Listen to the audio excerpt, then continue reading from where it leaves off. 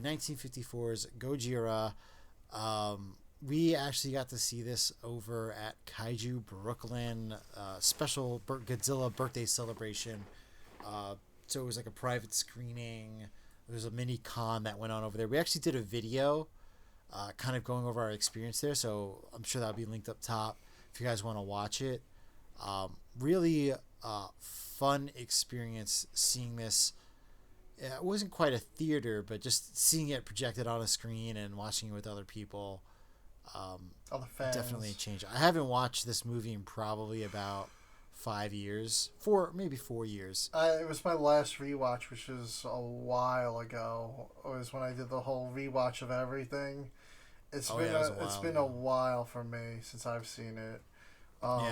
Since I have seen it, I did read the novelization, which, if you're new to this movie, I highly recommend the novelization right there behind Dan. The Godzilla and Godzilla Raids Again. This adds like so much more depth to all the characters in this, and it's told a little differently too. Whereas in this one we have like Ogata, who's the played by Akira Takarada. He's sort of the main character in this, whereas in the book it was more Shinkichi is sort of the main focus, and he's even the main focus in the Raids Again book too. And Shinkichi was just like barely a support character. He's the brother from Odo Island of the sailor on the boat that gets attacked by Godzilla in the opening. Sorry, I have a foot cramp going here. No worries. We can. Yeah. But yeah, he's a very centrally focused character, and all these characters just have way more depth to them. I mean, the movie is great. I mean, it's a classic.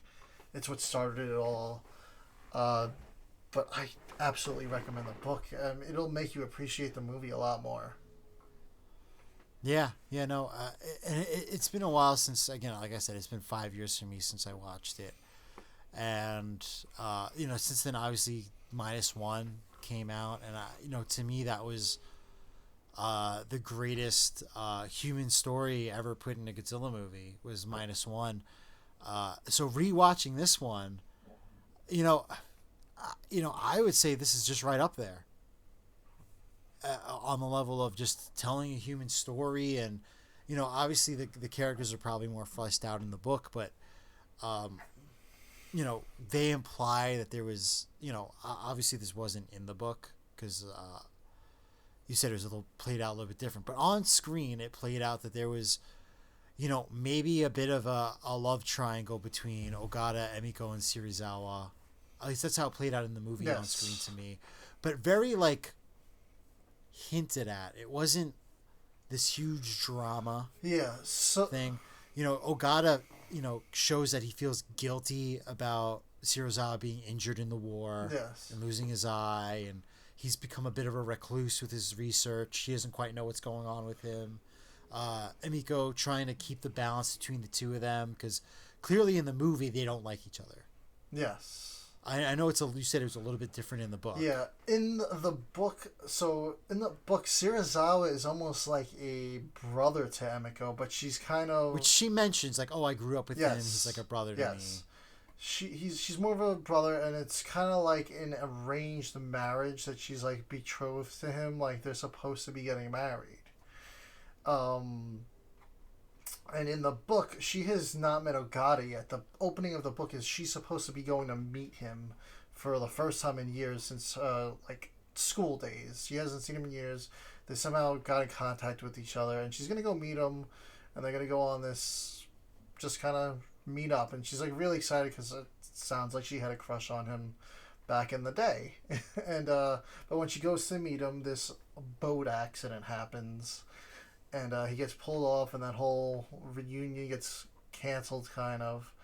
And then they kind of just somehow become interconnected because his boat gets attacked by Godzilla. Her dad's a professor, that studies animals, and Godzilla's who he's studying. So they become intertwined that way, and yeah. So that's what happens in the movie. Bo gets attacked. From the South Seas Salvage Company, which is where Gata works for. And then they send another boat to go get him, and then that boat gets attacked. And then the fishermen find survivors of the first boat, and they get attacked. And it's like no boats are safe in the water. No. So yeah, obviously like the book differs from the movie quite a bit, but just seeing the human interaction between the three of them, and then also the Dr. Yamane having his moral quandary of this is the scientific discovery of the century, if not the millennia, and like, yeah, it's killing a bunch of people, but we could save so many people if we understood its radiation protection, and we could how this creature was able to survive this radiation. Yep. Yeah, like him having that quandary of, are we doing the right thing? Are we doing the wrong thing? And obviously with its message of anti-nuclear war, with Shirazawa having the oxygen destroyer and deciding, he didn't even want anybody to know about it.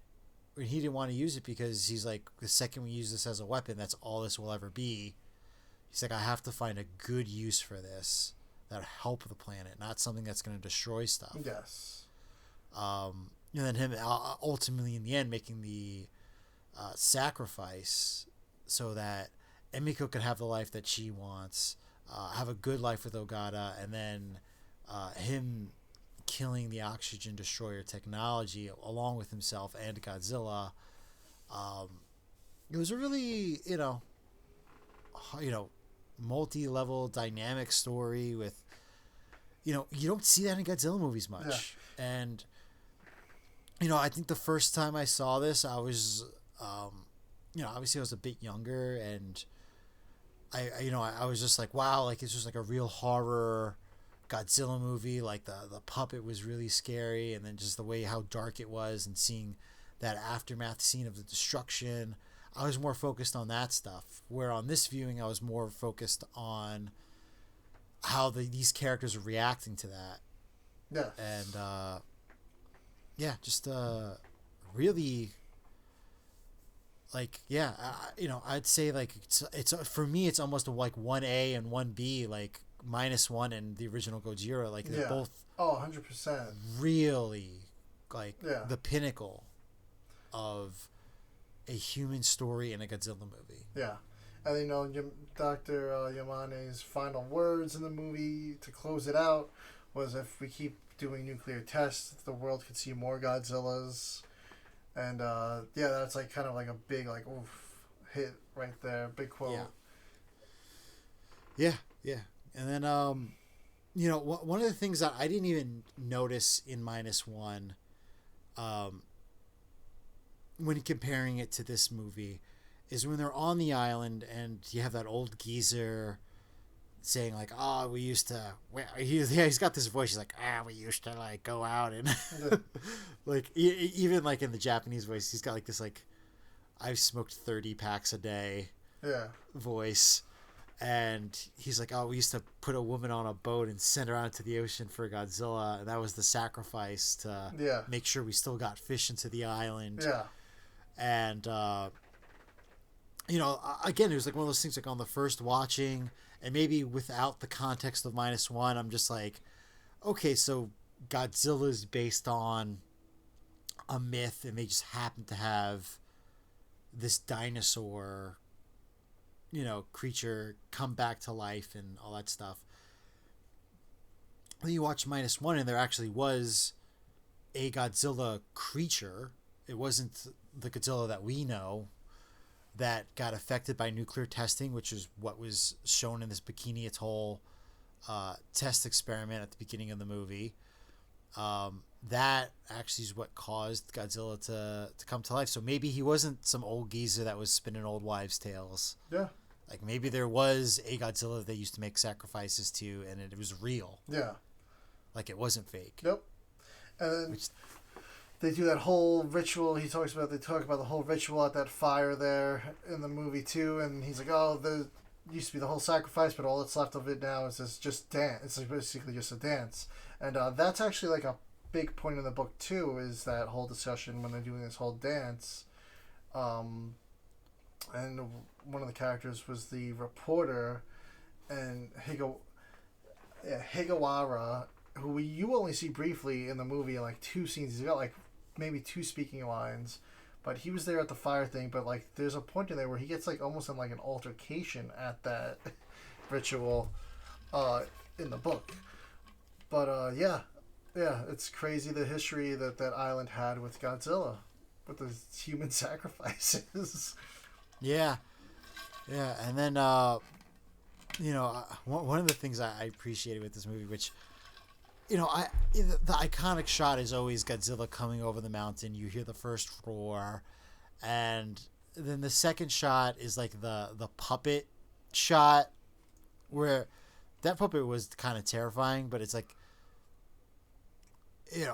when you have that contrast with the them going back to Japan and they're having the press conference, like the scientific discussion with like the PowerPoint presentation and all that stuff, and you just have like this beautiful matte painting that's supposed to be the photograph that he took. Yes. And I'm like, it didn't look like that. That was like the one thing in the movie where I was like, like that was like that bit of like revisionist history where like in my head, I always have that photograph in my head where I'm like, yeah, that's the way it looked in the scene. I felt like that was like really, I don't know if it was intentional or if something where it's like, well, if we have like a really high quality thing, like that's what people are going to have stuck in their head and not the hand puppet. The initial raw scene is actually like really good. That puppet though is just a little but the initial roar where it cuts to Emiko and she's like screaming, yes, and then everyone's coming over, like that looked great. But that was like one of those things that like always like popped out in my head about it. And then you have that whole moral quandary with Shirazawa, and it's his he's you get the first invasion of Tokyo with Godzilla, and once that's done, you get a scene of just Shirazawa watching that on his television. Yeah. You can tell it's like he knows he can do something about it, but he's like, no, this isn't the time. Yeah. Like, they're gonna find another solution. I don't need to step up for this. Yeah. And you can tell like it was like starting to weigh on his mind, but he didn't want to go there. And like finally, Emiko was the one who had to like break her. Like, oh, I'm not gonna tell anybody. And then when that television broadcast comes of all the girls singing the song, and the song is kind of like where it's like, all right, I'll do it. Like that's it's definitely one of those things. It's a movie that I feel like everybody needs to see. Yes. Growing up, it was always like, that's the black and white Godzilla movie. You don't want to see that. Watch the color ones with the big monster fights in it. Yeah. And it's now growing up, it's like, okay, this is actually like probably like the best one. Yeah. If not like the second to best one. Yep. Yeah. Yeah. I mean, I know there's like a bit of a different review than what we're used to. Yeah, I mean, because we should go plot point by plot point. Yeah, this is it's, if you're here, you've seen the movie probably, and if you've not, then what? Yeah, then what? Then we don't need to spoil Yeah. it. Like, we've said a lot of it, Yeah. but you have to watch it. It's very beautifully shot. If you have the 4K setup, watch the 4K. It's really nice. Yeah. But there's I harp on resolution a lot on videos, but at the end of the day, it's always just watch it and enjoy the movie for what it is to begin with. People didn't have 4Ks for the last 70 years of this movie. Yeah. You can survive and watch it on a DVD, whatever you can get, free streaming, whatever. I think it's probably is it on Max? Probably. Yeah, and then there's the Pluto TV channel for free. I'm sure it's on there occasionally. Yeah. Whatever you have to do to just watch the movie, watch it. That's always the most important thing. I obviously love watching movies in the best resolution possible, but it's not necessary. Yeah. It's just a bit of an extra treat on there. But yeah, I think one of like the cooler scenes in it that like I always forget how cool it looks is the actual oxygen destroyer scene. Yes. Of like how good of a job they did with like making that effect go off. Yeah, it's the bubbling and the skeleton disappearing. Yeah, it's really really awesome, and I think there's a reason why most Godzilla movies, even though they don't keep continuity, they usually always keep continuity with this movie. For the most part, like most of them are just like, yeah, well, this is the direct descendant of this Godzilla or something like that. Like I think the creator of like the Kiryu saga, he was saying that like even though it's not mentioned in the movie, is that Godzilla is the son of this Godzilla. Yes. That was a very recent revelation, actually. Like last week that came out. Yeah, most of these movies they always keep some form of continuity. Like the whole Heisei series is this movie happened and then the Heisei series happened. Yes. Like, they usually always keep continuity with this original movie, even Final Wars. Yes.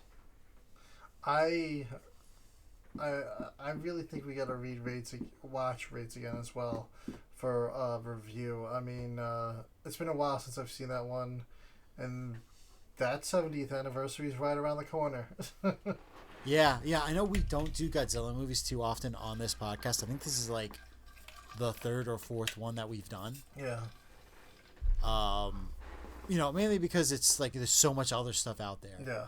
But probably Raids Again. It's going to be one of the next ones that we do.